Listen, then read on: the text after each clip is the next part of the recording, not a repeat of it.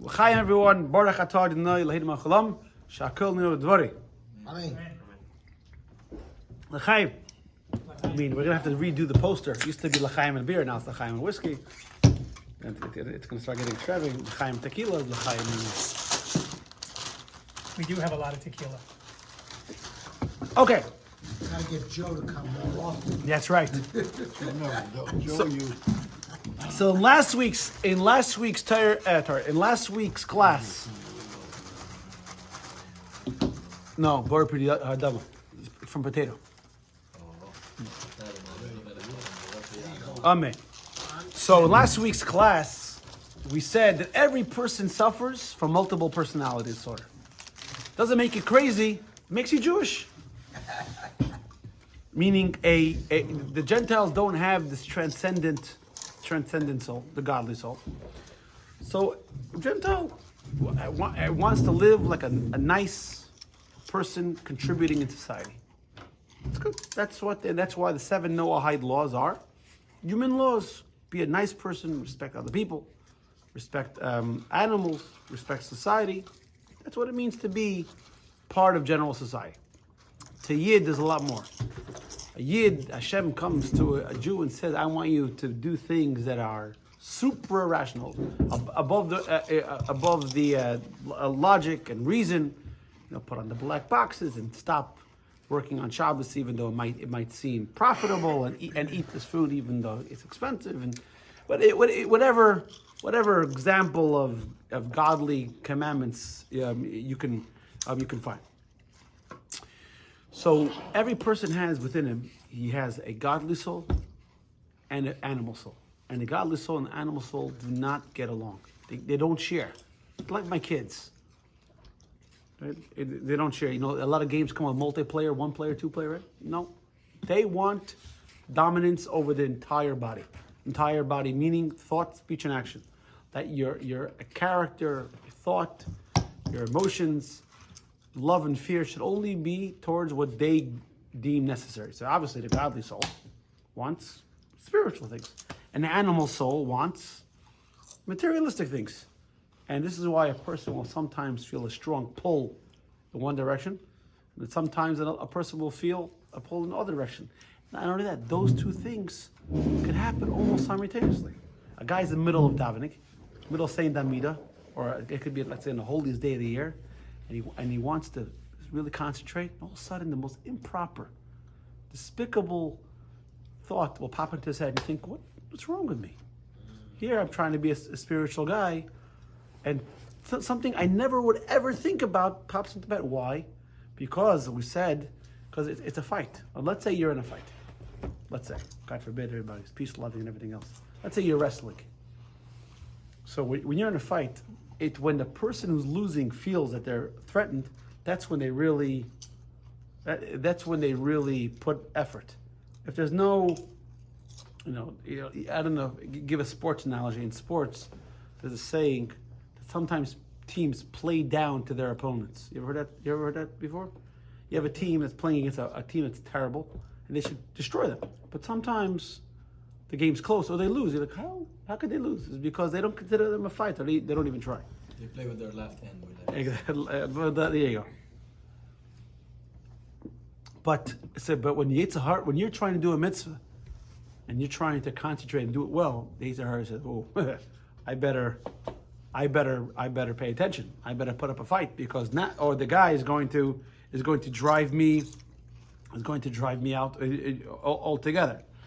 So now we're starting to understand. Now chapter 10 and 11, we're going to conclude the discussion about a tzaddik. Chapter 12, chapter 12 is going to begin, go back to the Beinoni. A tzaddik is a person who doesn't have any drive for evil. I know to us it seems impossible, but such people do exist. And we're going back to chapter 1. We understand the line where it says that God saw that there would be very, very few tzaddikim, righteous people, so he kind of sprinkled them throughout the generations. Because how many people can you say in a generation have no impulse for evil? And they have no evil inclination. And now we're going to get into the definition of what's the difference between a tzaddik that knows evil and a tzaddik that only knows good. And Alter Rebbe is going to explain like this, just to give you a little heads up. It's possible that let's say you have a bad character, or let's say a person has an anger issue, or loses temper, or is cheap, whatever character person struggles with. Let's say he goes to therapy. Let's say he works on himself, and he buries that character trait. He buries that tendency. Is it possible for the character to rear itself again, given a circumstance? Yes. Because the character is not eliminated; it's just dormant. So, in a similar vein, depending on a person's relationship with evil defined as going against God's will, that defines what kind of tzaddik. If the very idea of doing an avera, going against God's will, makes a tzaddik nauseous, and what makes him want to vomit, then he's a tzaddik gomer, because there is no even element of him that can understand what it is. A tzaddik that is not complete, a tzaddik that knows evil, meaning that the concept of evil is not foreign to him. He'll never commit it, and he has no impulse, but the idea is not foreign to him. I'll tell you a story, just to understand. The Rebbe Marash was the fourth Chabad Rebbe, Rebbe Shmuel. So when he would have yichidus, when he would see people, he would sweat. And a couple of times, or not one time, 2 times in the night, he would ask for a change of clothing. So one time, his assistant asked, he said, Rebbe, why do you sweat so much? Oh, he told us. He says, I said, I'll answer you, but you're fired. So he said, why? He said, because the guy comes to me with a problem, right? Let's say he has a character flaw, which is usually why people would go seek advice from a righteous person. Why do you go seek advice from a righteous person? Financial advice? Right? No. So, the character issue, right? The Rebbe is the Moshe Rabbeinu of the generation. The Rebbe is the Moses of the generation. Can you imagine going to Moses and say, I have a problem? He says, when I see chocolate, I have to eat it. You think Moses can relate to that? It's totally foreign. To the Rebbe, problems with chocolate cake are, by the way, let me just show everybody what kind of chocolate cake. Maybe you'll understand why it's so tempting. You know what I'm saying? In the beginning of the class, the cake was whole. I'm kidding. Every Tuesday, it's a full-on cake. Exactly. By the end of Tanya, the cake will remain whole. It's a miracle. Exactly. I'll remind you of those stories. Tell you after. So to the Rebbe, the idea of temptation for chocolate cake or whatever temptation, fill in the blank, is totally foreign to him. So how is he supposed to give advice? You're coming to me for advice, obviously, because I can relate to it, right? He has to get into the other person's body. Yeah, you have to see it from the other person's vantage point. So figuratively, he has to take off his clothing as Rebbe. So he takes off his clothing as Rebbe. Then he has to put on normal person's clothing and see the issue. Now to give advice, once he understands, then he can go become a Rebbe again. So he says, imagine changing clothing 40, 50, 60 times a night. It's exhausting. And you schwitz. So that's what a complete tzaddik is. Now, a complete tzaddik is so rare because you can have nice people, good people, righteous people, but a completely righteous person. Now, I have a question about the complete righteous. And then there's one person in a generation who's the Nasi. The Nasi is the leader of the generation. The Rebbe. Nasi in Hebrew, president. Leader. Well, modern Hebrew, it's yeah. Nasi is the leader of the generation. The Manhig Hadar. The leader. So the best example, you have Moses and you have Aaron. Aaron was a holy person. Some way you can argue something holier than Moses. Aaron was able to walk into the Holy of Holies. Moses was not. But Aaron was not the leader. Moses. The leader is a person, not only is he righteous and he's a scholar, yada, yada, yada, yada, yada, yada, yada, but he's able to identify with us, regular people. Because you know what the problem with a lot of holy people are? They're so beyond. You can't relate. They say, because they understand the divine. So really, you coming to me, the problems about your car, you have to change the transmission, that's your problem. When you have Yechudim, Avak, and everything, they understand of what's going on, and that's your issue, that's not an issue. But for the regular guy, what do you mean? I have to get to work tomorrow, I have no car. The Rebbe is a person who's here, who unites heaven and heaven. That's it, yeah. We say, when we see it now more than ever, right, that a soldier or a person that dies protecting Am Yisrael dies as a complete tzaddik, no? I haven't heard that. I heard the person who dies. So there's an idea of dying as a martyr, dying al Kiddush Hashem, to sanctify God's name. I know the word martyr is a dirty word these days, but it's not. Kiddush Hashem, that's one, I think. And sanctifying God's name. I mean, he had a choice to either convert or do something against the Torah, yet give up his life for God. On top of that, there's a person who dies protecting other Jews. Why? Because the person who gives up his life to convert, it's a willing commitment. It's a great commitment. There's no, but here, the soldier in Gaza which doesn't. for all of us in a way, right? What? I mean, it's the best way to die because of what you get. I mean, if you're gonna have to die, yeah. I mean, we don't look for it. You're not allowed to look for it, right? But that's why Rabbi Akiva was smiling. You know that story? When the Romans were executing Rabbi Akiva, you know how they executed him?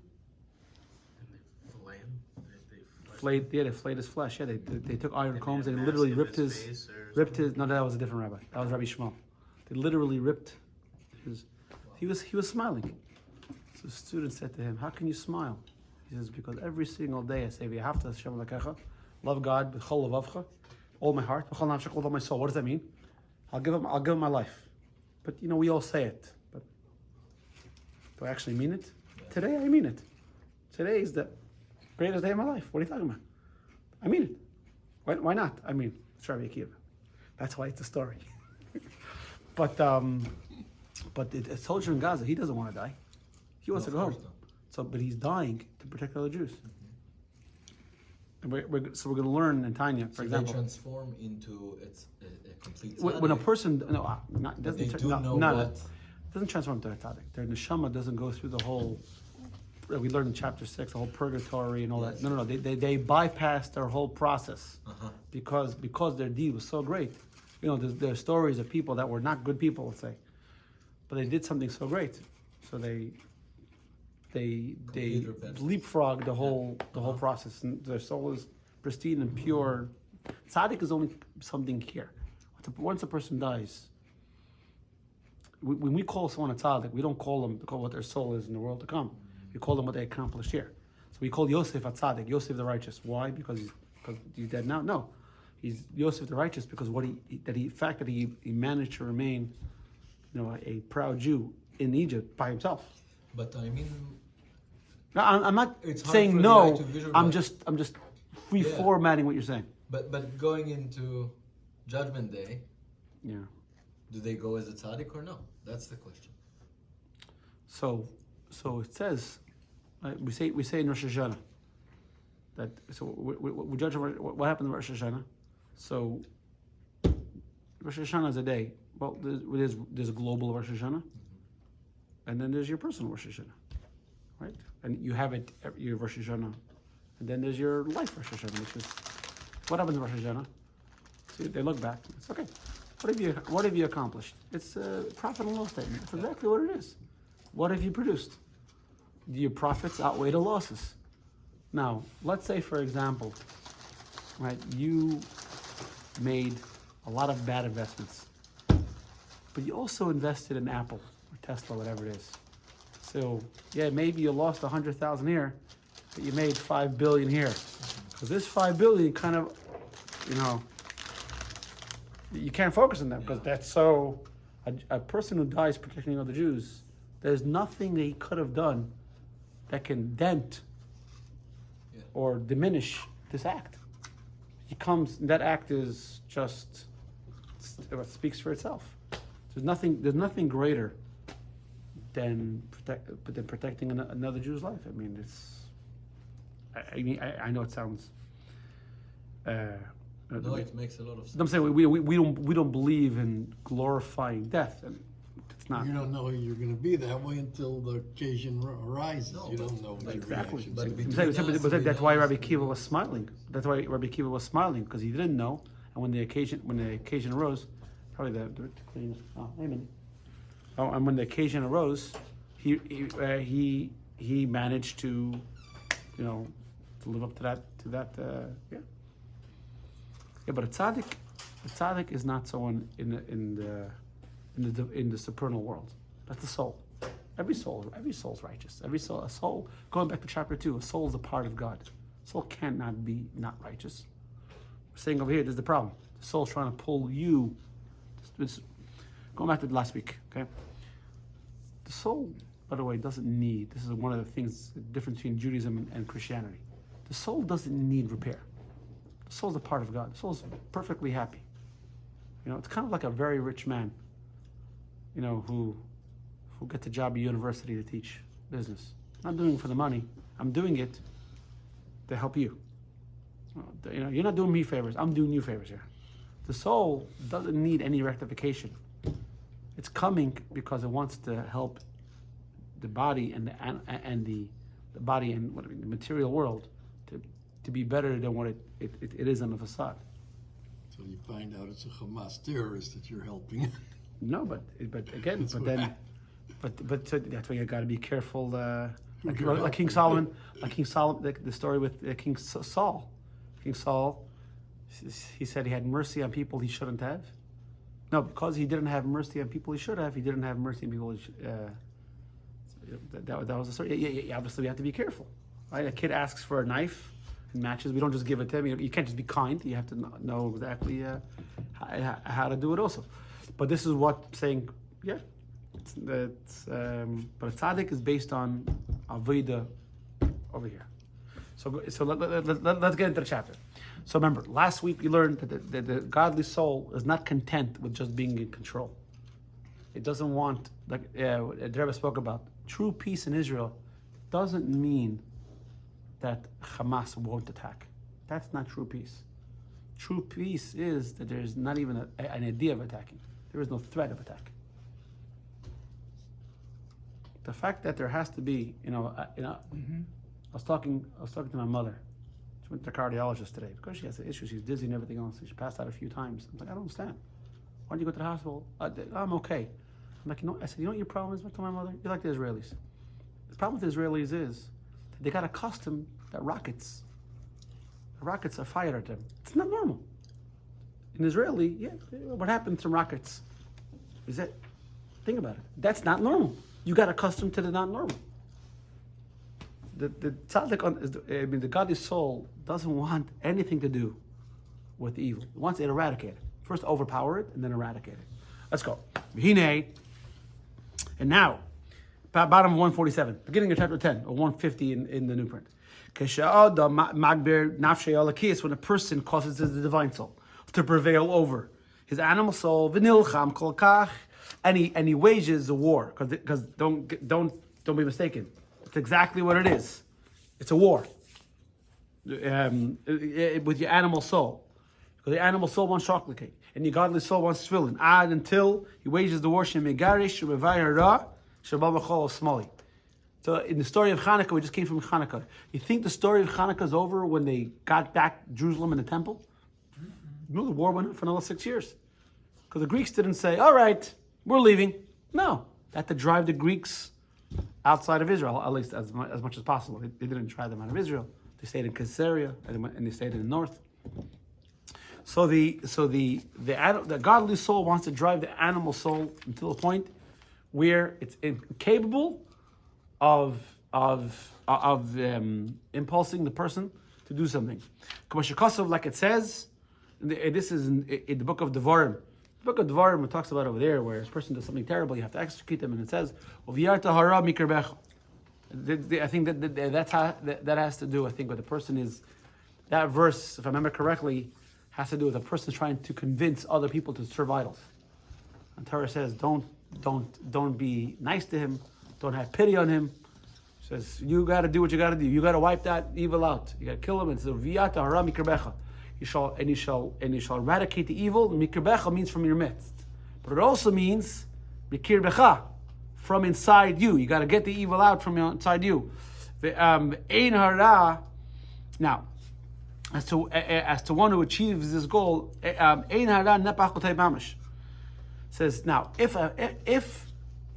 the evil is not now a motor for good, it's just dormant. It's incapable of making trouble. It's there, incapable of making trouble. Nikra tzadik she'eni gomer. It's called a tzadik. It's not complete, because a complete tzadik means your entire being is toward the service of God. If any part of you is not the service of God, that's called a tzaddik. It's not complete. But tzaddik v'ra'loi, and it's called a tzaddik. It's evil. The evil is to him. That means, what does it mean? The ra, the evil, loy is to him. That means the hainu sheish beyadayin ma'at. He still has a little mizer ra, a little vestige of evil. The chol smali in his little mizer. How do you pronounce it? Mizar. Okay. Ra b'chol smali in the left side of the heart. Ella, so it's there, but why is it quiet? Why doesn't it do anything? Shekafuf, because it's subjugated. Because it's minute, it's subjugated. Uvatel, and totally nullify latoiv to the good machmas amiyutoi, because of its minute amount. So, in the Torah it talks about different levels of peace. One level of peace is you can sit there and you'll be, and no one will bother you. There's another level of peace. It says v'cherev le'saver ba'artechem, where a sword won't pass through your land. And Rashi says, what does it mean? The sword won't pass through your land. That even a foreign army won't use your land as a highway. The concept of war, of battle, will be so foreign to you. That's how secure Israel will be. Not that no one will attack Israel. So in this times of King Solomon, it was very peaceful. No one thought to attack Israel. But that's not complete peace. Complete peace where the idea is, let's go on a side tangent. So they didn't attack because they were afraid. Yeah. Let's say. Yeah. Well, Israel was a superpower, and Israel was a source of economy. Exactly. Yeah. So they were afraid. But it doesn't mean they didn't think about doing it, or that they didn't hate us. Well, they saw the good. They saw the good in Israel instead of yeah. So let's say, for example, out of all the tribes that we are commanded to wipe out, there's only one. All the tribes that occupied, the land of Canaan or nearby the land of Canaan, there's only one we're commanded to wipe out. Now, all the big machers who think they know something, they say Israel's haters, and they're comparing the Palestinians to Amalek, and as if they know something, right? They can't read Amalek, they can't read the Torah, they don't know a damn thing about anything. But because their videos. They're videos of the soldiers or the sergeants, whatever it is, giving pep talks, or sometimes in Israel, so we're going to wipe them out like a Molech, right? So see the hateful talk. I don't know. But why you got to wipe out a Molech for? What, Amalek's the only one that hates the Jews? The root. Because rabbis explain. It says in the Torah. Actually, it says in the Torah in the book of Deuteronomy. Because when the Jewish people left Egypt, after what they did to Egypt, they did what God did on behalf of the Jewish people. The concept of attacking the Jews was so foreign. Who in their right it was an insane idea. It was a foreign idea. The Jews, everybody understood the Jews were going to come, leave Egypt, go to the land of Canaan, and what Amalek did was they opened the door to the idea that it's okay to attack the Jews. Even if you lose, it's okay to attack the Jews. By the way, this is what the aim of Hamas is. You think Hamas really thinks they're going to win? They want to hurt. Their idea is to show that you can attack Israel. Nothing, it's okay. Israel bleeds bread too, and they're weak and all that. They don't do it to win. They do it to prove a point. That's why Israel's got to wipe out Hamas. That's why. Or do you think? You think Egypt and Jordan? You think they love the Jews? No. Think they love Israel? No, they just see a common benefit, and they know what's going to happen because it's been proven to them 48 and 56 and 67, 73. They know. But it's not because they didn't love. If Israel allows this vestige of doubt to remain, then it's gonna spread.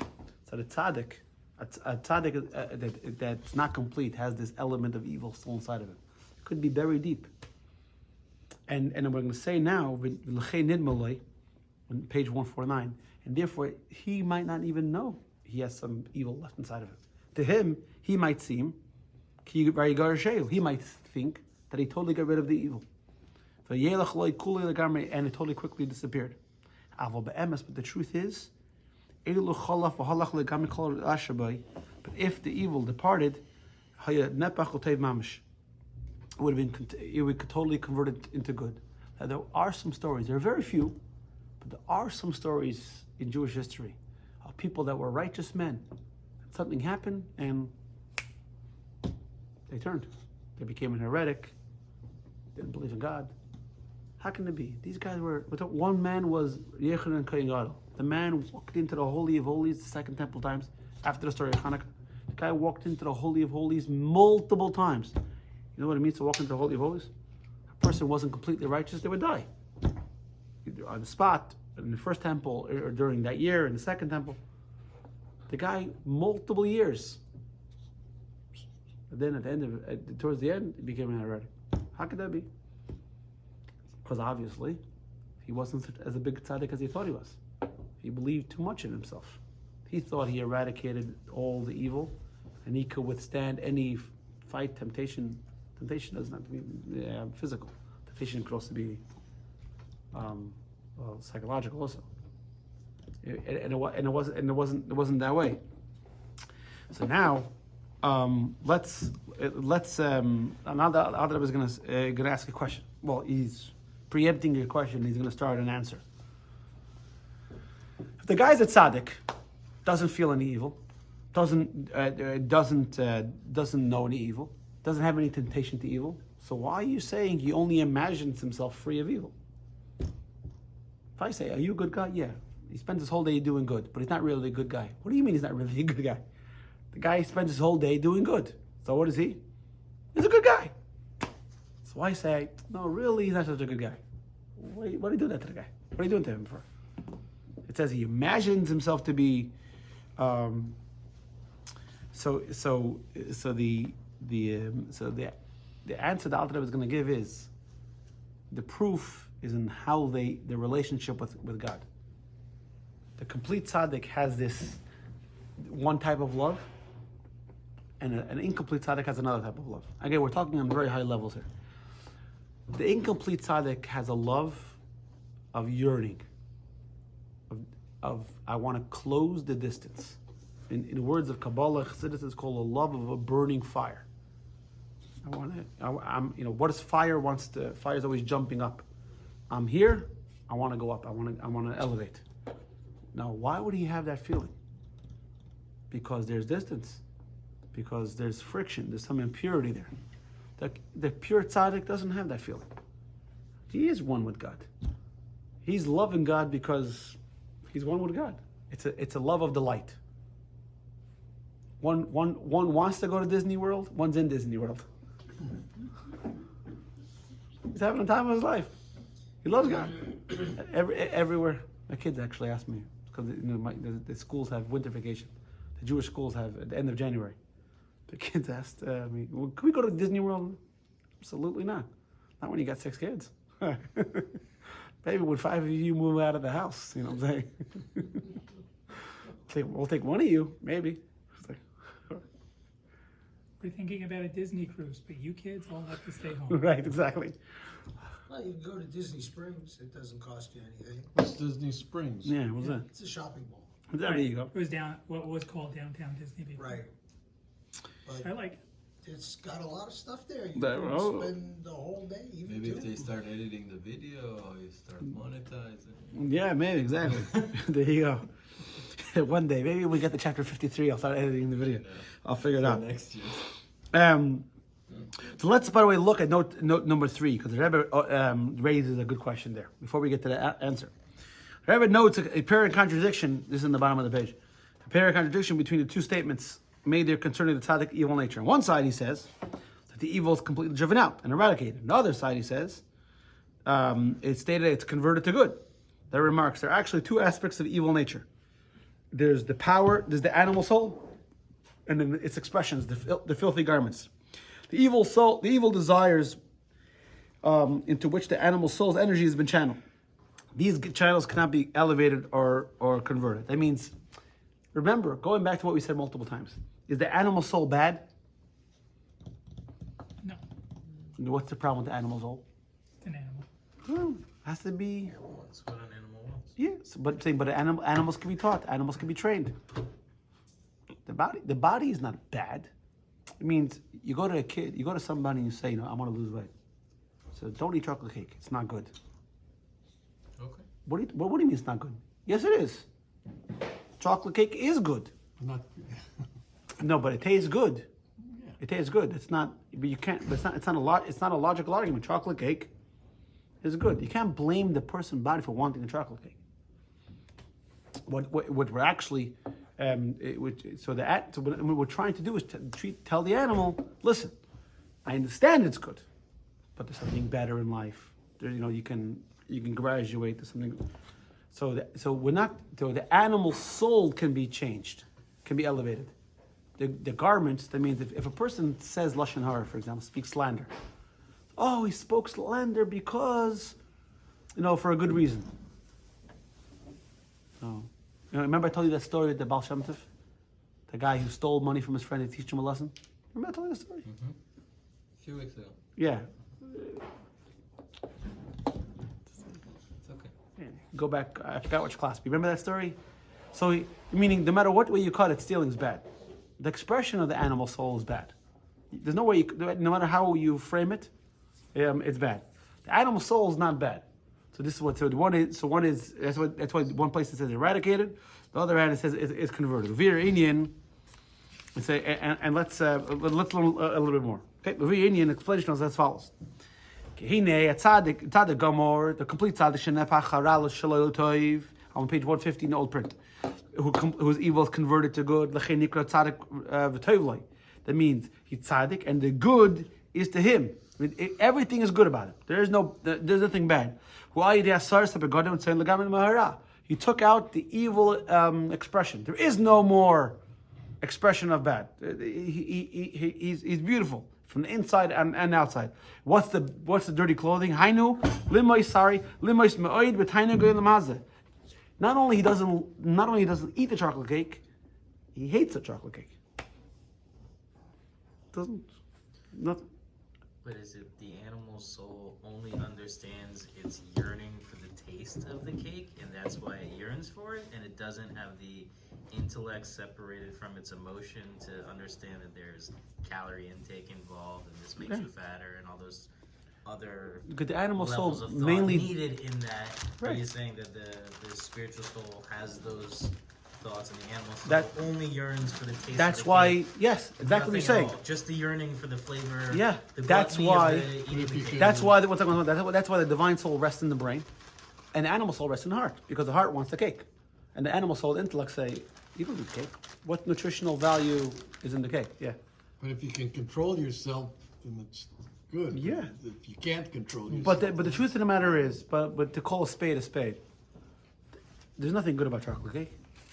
You want to eat something there's a million other things to eat that's nutritional. Right? I mean, I'm not saying I don't eat cake. I eat cake. I'm just saying, but if you want to, the Alter Rebbe is driving us in Tanya is, let's call things what they are. Be honest with yourself. Because if you're not honest with yourself, you're going to start convincing yourself there's nutritional value in the chocolate cake, and it can help you, serve Hashem. But It has it's good wheat. equal to nutritional value. That's what you're Yeah. saying. What do you? No, what- but not necessarily. That's like- What do you Good mean? may, good may It's be, like- good the may be chocolate the cake is seed. amazing. It's meant for a celebration. You don't eat it all the time. So it in itself is something that's amazing. God Oh, makes but- chocolate cake. If we appreciate it as such. Oh. But if we're gluttonous and we just look at it as chocolate Yeah, cake, let's not just the eat whole it. chocolate cake. It's Just a different thing. But it's like everything. You said the challah can be holy, but Now, if now you sound like a girl. if you Once bless less it at on time. Shabbos, then it becomes a holy So, challah. so again, so in general, it's in general. Hashem created, this is very general terms. You can apply it to everything. He said, Hashem created the world. Hashem did not create the world evil. Hashem created the world where godliness is hidden. Now, when godliness is hidden, it could be corrupted and used in bad ways, but it could also be revealed and used in good ways. So anything that's physical material that's used for something good, then I don't know if we learned it yet, but then not only the intent, no, it's not yet, we're going to learn later. Not only the intent, but also all the materials you use. So not only, let's say you use it for a holy purpose. Let's say, for example, let's say the challah, right? Because challah is easier. That's a mitzvah to have challah. It's not a mitzvah. I have to make another l'chaim. So the You can control it if you want the whole half gallon by yourself. Then But it's this is a what the Alter Rebbe is telling you in Tanya. The Russia is the person who gives in to his impulses. The Bain needs a person who doesn't give in to his impulses. Not because he doesn't desire the chocolate cake, he desires the chocolate cake. The Tzadik is a person who sees no value in the chocolate cake. Domem. Nothing. Sees no value. Now, the Tzadik V'raloi might understand why you see value in the chocolate cake. I don't appreciate it, but you. But not, why can he appreciate why you value it? Because he has there's some insight. Because in order to have empathy, you need to have something inside of it, right? If something's totally foreign to you. If a guy came on and said, I got hit by a horse, I don't know. Go to somebody, an Amish person, get hit by a car. I don't know what a car is. But a tzaddik v'toivlei, yeah, tzaddik v'toivlei, he has no, he can't understand why you like it. There's no value in it. And but I don't want to use That chocolate. makes it the ralo, that it's a pain for him. No, but The fact that he does- toivlei means his entire material being is only for him, and it serves no. I understand, but the one that ralo, tzaddik the ralo, He has some vestige of you, so he, and but it's some, but So it could be might it'll never. hurt him because of how you may feel about it. But it'll never. It could be it'll never come out. It could be, Yeah, and he might not know. But again, we might not see it. you're not going to see it. Yeah. He will see it because in his relationship to God and his relationship to the material world, the tzaddik obviously is going to be honest with himself, right? He's not going. By being, he's a tzaddik. He's not a fool.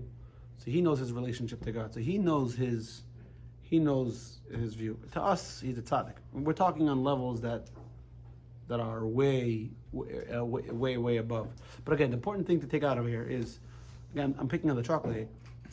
No, it's levels, right? It's like a scale that we're seeing here, like levels So- of connection. So the more the material world is important to you, the harder is it for you to have a connection to Hashem. I mean, an open connection. Everyone has a connection. An open connection to Hashem. The more chocolate cake matters to you, the harder it is for you to come to shul and feel spiritual. You're thinking about chocolate cake. Can we right? say that about working out in the gym, or I don't know, playing tennis? I don't know how you came up with that. No, Anything that occupies instead of your the mind other than anything, Torah? exactly anything that occupies your mind other than Hashem or Okay, yeah. So see, that's a better example than cake, because cake really does no. If you're hungry, there's a million other things you can eat that can help you. So Exactly. that's why. I go work out That's 'cause that I- thing. That's 'cause I only. know all That's the why things cake that is good bad, about it. because you say a guy say, "Oh no, I'm only eating cake." Do you have the energy? Really? If you really wanted to be productive, I can give you a bunch of other things. So nothing's wrong. Nothing's wrong with the material world. It's all about how you go about it. So everyone needs to do exercise, me included. You got that on video.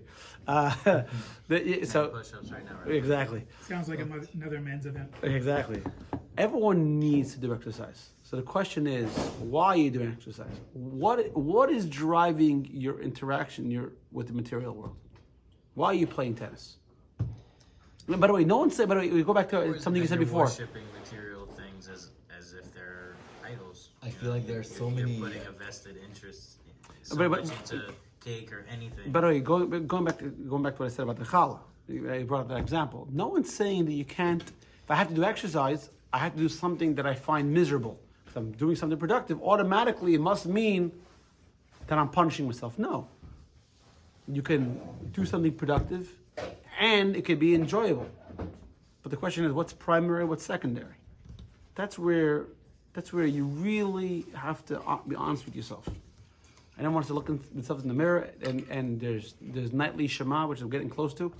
And there's nightly Shema, and there's Rosh Hashanah and Yom Kippur, and there's Rosh Chodesh, where everyone's supposed to take an accounting, and everyone's supposed to have a mentor to say, what the activities that I am doing. Is this because it's very easy to fool yourself? Is it just for self-promotion? Am I fooling myself saying it's productive, but really it's not? Or am I doing it for good purposes? God put us in this world not for us not to enjoy it. It's okay to enjoy the world, but as a byproduct, as a result, not as, like you said, just eat a chocolate because it's good, right? That's what it. So you have salad, right? You can't put dressing on a salad for it to taste good. I saw a video of a woman. I forgot what it was about. Losing weight, like how to eat salad, like lose weight. She takes chocolate. She goes. She eats his lettuce.